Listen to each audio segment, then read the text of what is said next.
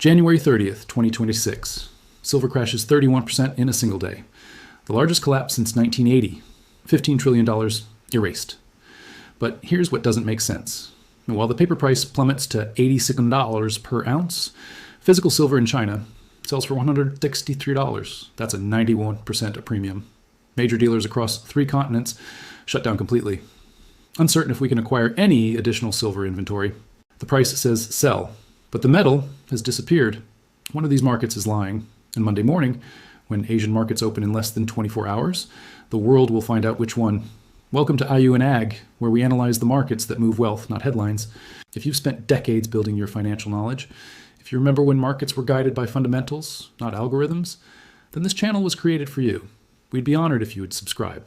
Think of it as joining a study group of serious thinkers who prefer analysis over noise. And we're curious, from which part of the world are you watching this unfold? Leave a comment with your location. We're tracking how this story is being perceived across different markets. Now, let's examine what really happened. Thursday, January 29th, 2026. Silver touched $121.64 per ounce, an all-time record high. Traders across New York, London, and Shanghai watched their screens with disbelief. 9 consecutive months of gains, the longest winning streak in the metal's recorded history. Investment funds were euphoric. Analysts were revising their year-end targets upward. The momentum seemed unstoppable. Then came Friday. January 30th, 2026, will be remembered as the day the silver market broke. Within hours of the opening bell, the price collapsed. Not gradually, not in measured steps, but in a violent, cascading freefall that stunned even the most experienced traders. From $122 per ounce down to $84, a 31% drop in one single trading session. The largest single-day crash since March 1980, when the Hunt brothers' silver empire imploded under the weight of exchange margin calls. $15 trillion in combined market value evaporated across equities, commodities, and digital assets. Gold fell 11.39%. Bitcoin dropped 8%. Dow futures sank 300 points. But silver? Silver was the epicenter. Yet something strange was happening. While futures traders in Chicago were being forced to liquidate their positions, while computer algorithms were executing sell orders at unprecedented speed, a completely different reality was unfolding in the physical market. In China, retail buyers on JD.com were paying $163 per ounce for actual silver bars. In Shanghai, the spot premium over COMEX prices reached 43.13%. That's not a typo. While the paper market in New York said silver was worth $86, physical buyers in Asia were paying $163, a 91% premium, nearly double the futures price. This wasn't supposed to be possible. In functioning markets, such price gaps get closed immediately through arbitrage. Traders buy the cheap asset in one location and sell the expensive asset in another, pocketing the difference until prices converge. It's one of the most basic mechanisms in global finance. But the arbitrage wasn't happening because there was no physical silver available to buy and transport. On Saturday morning, February 1st, 3 major precious metals dealers issued unprecedented statements. Bullion Star in Singapore announced they were uncertain if we can acquire any additional silver inventory.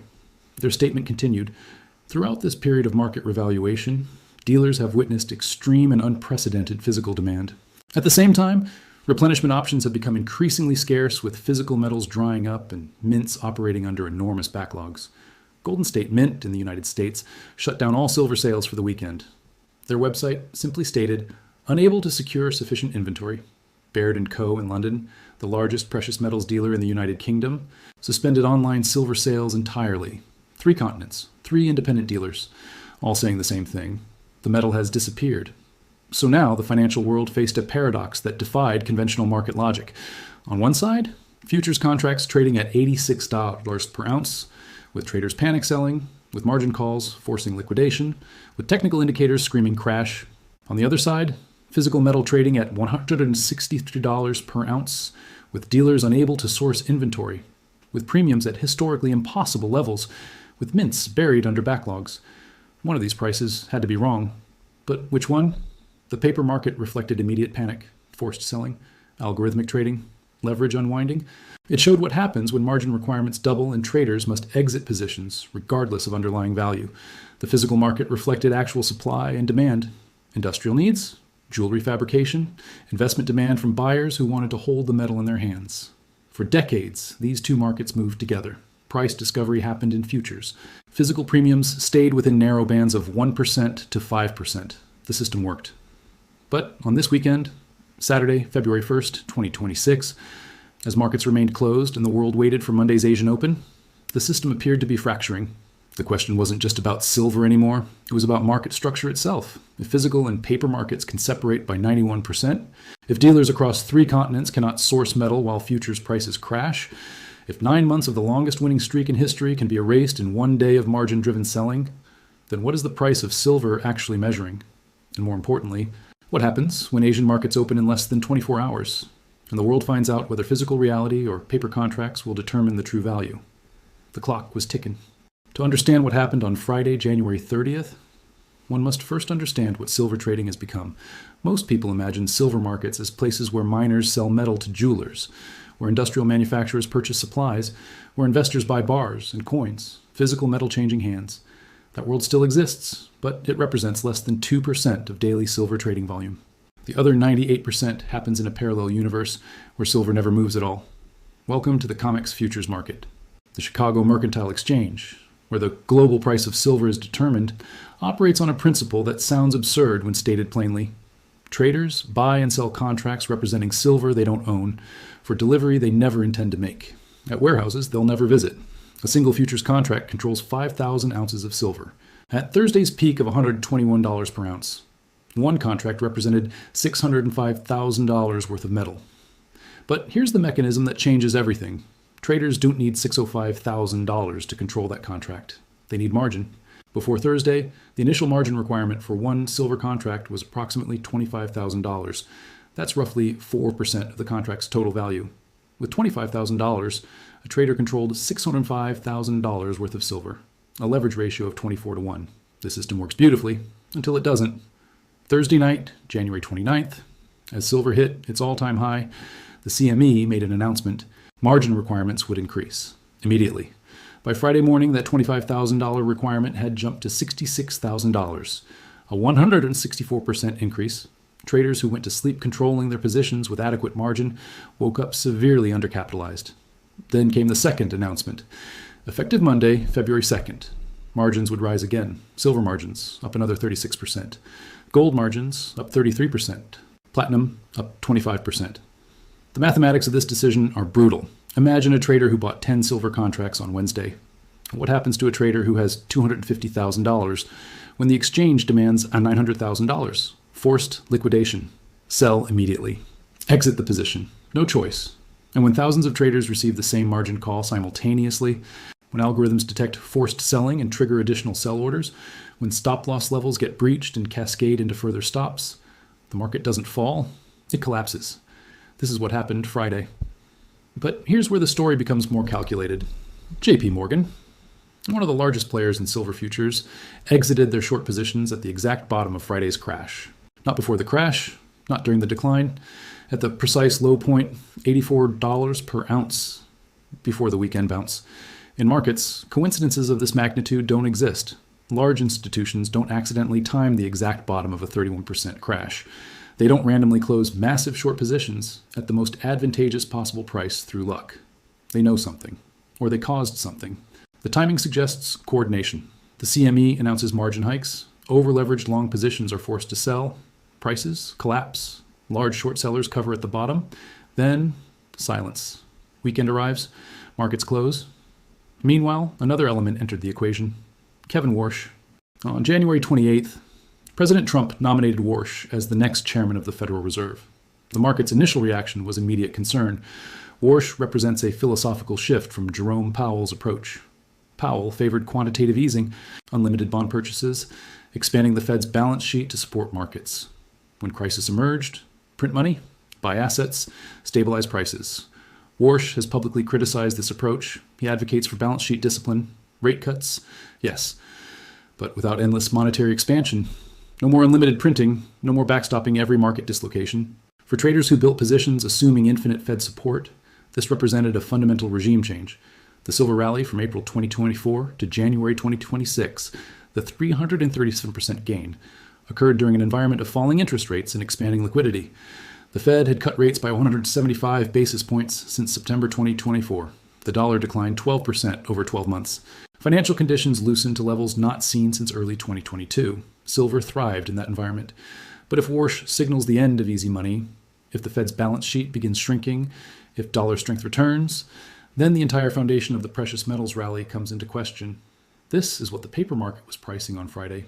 Not physical scarcity, not supply-demand fundamentals, but the end of the monetary environment that fueled the 9-month rally. So now, Saturday afternoon, February 1st, the machinery of the paper market had executed its function. Margin hikes implemented. Forced liquidation completed. Large short sellers covered at optimal prices. Policy uncertainty injected into market psychology. Result, 31% crash in one day. The paper machine worked exactly as designed. But the machine operates on one critical assumption, that physical supply exists to satisfy contracts if delivery is ever demanded. That assumption was about to be tested, because while futures traders were being squeezed out of their positions in Chicago, physical buyers in Shanghai were asking a very different question. At $86 per ounce, can we actually buy the metal? The answer they were discovering was no, and that's where the paper machine's logic starts to break down. There's a phone call that precious metals dealers dread. It usually comes from a longtime client, someone who understands the market, someone who's been buying for years. The conversation is brief. I'd like to purchase 1,000 ounces of silver, physical delivery. In normal times, the dealer checks inventory, quotes a small premium over spot price, and confirms the transaction. 3 minutes. Simple. But the calls coming in on Saturday, February 1st, were not being answered with confirmations. They were being answered with apologies. Bullion Star's statement, released Saturday morning from Singapore, contained a sentence that veteran traders read 3 times to ensure they understood it correctly. Uncertain if we can acquire any additional silver inventory. Not limited inventory. Not extended delivery times. Not higher premiums required. Any additional inventory. This is a company that has operated in Asian precious metals markets for decades. They maintain relationships with mints, refineries, and wholesale suppliers across 3 continents. Their business model depends on sourcing metal, and they were stating publicly that they didn't know if they could obtain any. The statement continued with language rarely seen in dealer communications. Replenishment options have become increasingly scarce, with physical metals drying up and mints operating under enormous backlogs. Drying up. That's the phrase they chose. Across the Pacific, Golden State Mint in California took a different approach. They simply shut down. Their website displayed a notice. All silver product sales suspended for the weekend. Reason: inability to secure sufficient inventory. Then came Baird & Co. in London, the largest precious metals dealer in the United Kingdom, a firm that has operated since 2009. That processes millions of ounces annually, suspended their online silver sales entirely. 3 dealers, 3 continents, 3 identical problems. But the question investors were asking, how is this possible when the price just crashed 31%? Basic economics suggests that when prices fall, supply increases, sellers emerge, holders liquidate, inventory becomes available. It's fundamental. Yet the opposite was occurring.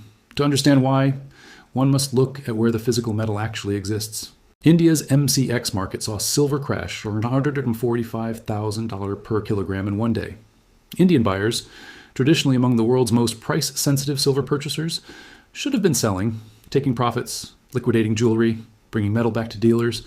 They weren't, because Indian silver buyers don't trade futures. They buy physical metal for weddings, for religious purposes, for generational wealth storage. When the price drops 31%, they don't see a crash, they see a discount. In China, the dynamic was even more pronounced. Shanghai spot silver was trading at 122.13 per ounce, while COMEX futures were at 86, a 43.13% premium. This gap represents the difference between paper promises and physical metal. But the truly revealing price was on JD. China's largest e-commerce platform. Retail silver, 163.35 per ounce, a 91% premium over COMEX. Think about what this number means. A Chinese buyer could theoretically purchase a COMEX futures contract at $86, demand physical delivery, and immediately sell that metal on JD. For $163, a $77 profit per ounce. On a 5,000 ounce contract, that's $385,000 in pure arbitrage. This opportunity should not exist. In efficient markets, arbitrageurs eliminate such gaps within minutes. Buy low, sell high, pocket the difference. Repeat. It's the most basic trading strategy in existence, but the arbitrage wasn't happening. Because of one simple problem, you cannot get the physical metal from COMEX to China fast enough, and even if you could, COMEX doesn't have enough physical silver in registered inventory to satisfy demand at that price. This is the reality that futures markets desperately avoid discussing. COMEX silver inventories. The actual metal sitting in approved warehouses represent a tiny fraction of total open interest. Most contracts are settled financially. Traders close positions before delivery date. They exchange cash differences, not metal. The system works, as long as only a small percentage demand actual delivery. But what happens when physical buyers in Asia see COMEX at $86 and think, that's absurdly cheap? What happens when they start demanding delivery? The inventories aren't there. This is why dealers were shutting down. They couldn't source metal at COMEX prices, because COMEX prices only exist on paper. The moment someone demands significant physical volume, the price rises to reflect actual scarcity. Shanghai's 43% premium wasn't speculation. It was the real cost of obtaining physical silver. JD.com's 91% premium wasn't irrational. It was what Chinese retail buyers were willing to pay for metal they could hold. Meanwhile, industrial users were facing their own crisis. Solar panel manufacturers need physical silver. Electronics companies need physical silver. Medical device producers need physical silver. They can't use futures contracts. They need actual metal delivered to factories. And their suppliers were running dry. One European refiner, speaking on condition of anonymity, described the situation bluntly.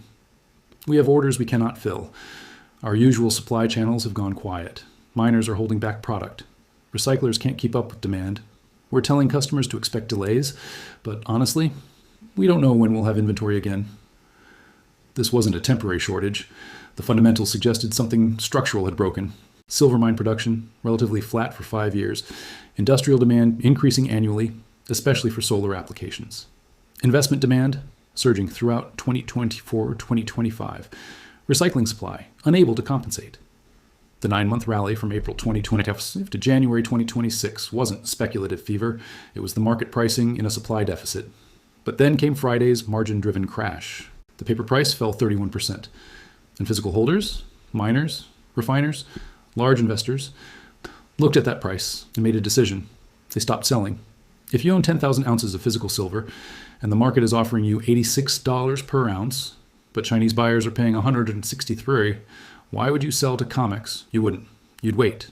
Or you'd sell directly to physical buyers at premium prices. This is what dealers meant by drying up. And the metal still exists, but the holders won't sell at paper prices. So now, Saturday evening, as Asian markets prepared to open in hours, the physical reality was undeniable. The paper market said, silver is worth $86 and falling. The physical market said, we cannot obtain silver at any price near $86. One of these markets would have to adjust. And Monday morning would reveal which one breaks first. Sunday, February 1st, 2026, 6 p.m. Eastern Time. Most of America was finishing dinner, but in Shanghai, it was already Monday morning, and the futures market was opening. This is the moment that matters, because Asian markets don't just open first by time zone. They open with information that Western markets don't have yet. They see physical demand in real time. They know what Chinese buyers are actually willing to pay. They understand inventory levels at local dealers. When Shanghai futures opened, traders watched one number above all others. Would silver hold at $122, the level it closed at Thursday before the crash? Or would it gap down following COMEX's Friday collapse to $86? The answer would tell the world whether Friday's paper market crash reflected reality, or whether physical demand would reject those prices entirely. But there was a complicating factor. Bitcoin. At 1:34 p.m. UTC Saturday, Bitcoin was trading at $80,500, down from Friday's close of $84,105. The weekend low had touched $77,000 late Saturday night. This matters more than most realize, because Bitcoin and silver throughout 2024 and 2025 had moved in correlation. Both are viewed as alternative stores of value. Both benefited from falling interest rates and dollar weakness. Both attracted the same type of investor, seeking protection from monetary expansion. When Bitcoin crashed 8% on Friday, silver crashed 31%. Now, if Bitcoin broke below $74,000, something critical would happen. Michael Saylor would go underwater. Saylor's company, MicroStrategy. And if MicroStrategy started selling Bitcoin, the crypto market would panic. That panic would likely spread to silver. So Asian traders, opening Monday morning, were watching two markets simultaneously: Shanghai silver futures and Bitcoin. The technical indicators were screaming warnings. Bitcoin's RSI, the relative strength index, had fallen to 24.99. Anything below 30 indicates oversold conditions. A level of $24.99 is extreme. It suggests either a massive bounce is coming or complete capitulation is next. History shows that when Bitcoin reaches such oversold levels, it either rebounds sharply within 24-48 hours, or it breaks down catastrophically. There is rarely a middle ground. If Monday's Asian Open showed Bitcoin stabilizing above $82,000 and pushing toward $85,000, that would signal strength. Risk appetite would return. Silver might catch a bid. But if Bitcoin opened weak, drifted toward $78,000, and threatened $74,000, then the bearish scenario would accelerate. Meanwhile, another variable entered the equation: geopolitics, Iran.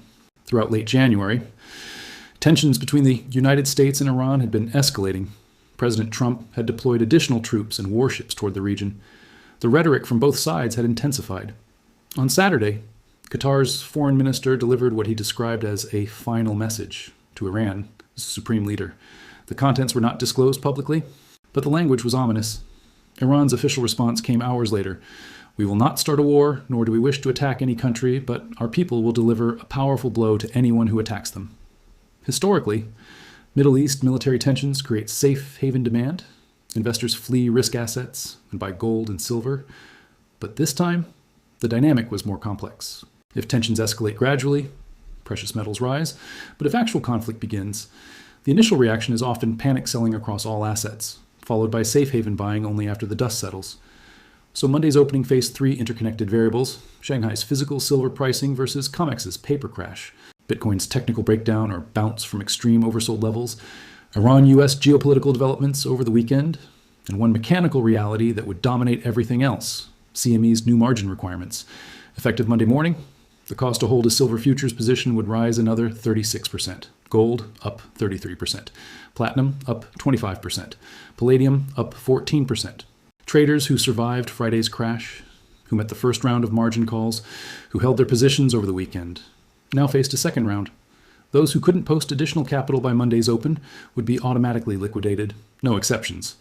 This is where the two scenarios diverge. The bearish path: Monday opens with Bitcoin weak at $80,000, drifting lower. Shanghai silver gaps down to $95, unable to hold Thursday's levels. Geopolitical tensions spike with news of a military incident. CME margin requirements trigger a second wave of forced liquidations.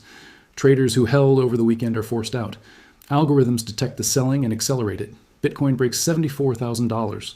Sailor's position collapses.